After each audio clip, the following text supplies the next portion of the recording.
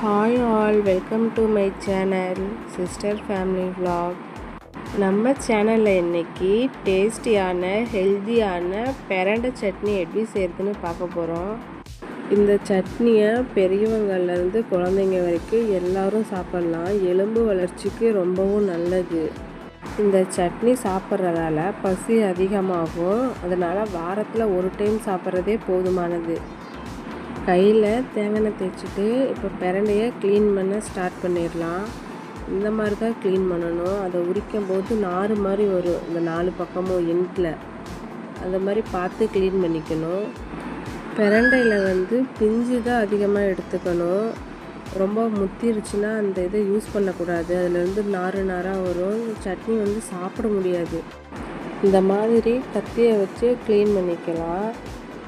கொஞ்சம் பொறுமையாக தான் க்ளீன் பண்ணணும். இந்த மாதிரி சின்ன சின்ன பீஸாக கட் பண்ணி வச்சுக்கோங்க. ஒரு கடாயில் நல்லெண்ணெய் சேர்த்துட்டு கட் பண்ணி வச்சுருக்க பிரண்டையை சேர்த்து நல்லா ஃப்ரை பண்ணிக்கோங்க. கலர் சேஞ்ச் ஆகிற வரைக்கும் நல்லா ஃப்ரை பண்ணிக்கணும். இப்போது அதை எடுத்து தனியாக ஒரு பிளேட்டில் மாற்றிக்கோங்க. இப்போது அதே கடாயில் 2 ஸ்பூன் உளுந்து சேர்த்துக்கோங்க. கொஞ்சமாக இஞ்சி, 4-5 பல் பூண்டு சேர்த்து கொஞ்சம் ஃப்ரை பண்ணி விட்டுக்கோங்க. இது ஃப்ரை பண்ணதுக்கப்புறம் 10 சின்ன வெங்காயத்தை சேர்த்து அதையும் நல்லா ஃப்ரை பண்ணிக்கோங்க. கூடவே 2 காஞ்ச மிளகாய் சேர்த்துக்கோங்க, காரத்துக்கு ஏற்ற மாதிரி. உங்களுக்கு வேணும்னா காஞ்ச மிளகாய்க்கு பதிலாக பச்சை மிளகாய் கூட சேர்த்துக்கலாம். அது கூட சின்னதாக கோழி குண்டு சைஸில் ஒரு புளி சேர்த்துக்கோங்க. கூடவே ஒரு கைப்பிடி கொத்தமல்லி தழை சேர்த்துக்கோங்க. சேர்த்துட்டு நல்லா ஃப்ரை பண்ணிக்கோங்க. இது எல்லாத்தையுமே அடுப்பை சிம்மில் வச்சு தான் ஃப்ரை பண்ணணும். ஹை ஃப்ளேமில் வச்சு ஃப்ரை பண்ணிங்கன்னா தீஞ்சு போயிடும். அதனால் சிம்மில் வச்சு ஃப்ரை பண்ணிக்கோங்க. இது கூடவே 1 கப் தேங்காய் துருவல் சேர்த்துக்கோங்க. சின்ன கப்பில் 1 கப் இருந்தால் போதும்.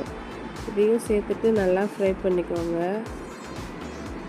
இப்போ இந்த பொருளெல்லாம் நல்லா ஃப்ரை பண்ணியாச்சு. இது கூட பிரண்டை சேர்த்துக்கோங்க. பிரண்டை சேர்த்துட்டு அடுப்பை ஆஃப் பண்ணிடுங்க. இப்போ இதை நல்லா ஆற வச்சுக்கோங்க. ஆற வச்சுட்டு ஒரு மிக்ஸி ஜாருக்கு மாற்றிட்டு அரைச்சிக்கலாம். இந்த மாதிரி அரைச்சிருக்கணும். இப்போ தாளிப்புக்கு ஒரு பேன் வச்சு அது கூட கொஞ்சமாக ஆயில் சேர்த்துக்கோங்க. சேர்த்துட்டு கடுகு, கருவேப்பிலை சேர்த்துக்கோங்க. கூடவே கொஞ்சம் பெருங்காயத்தூள் சேர்த்துக்கோங்க.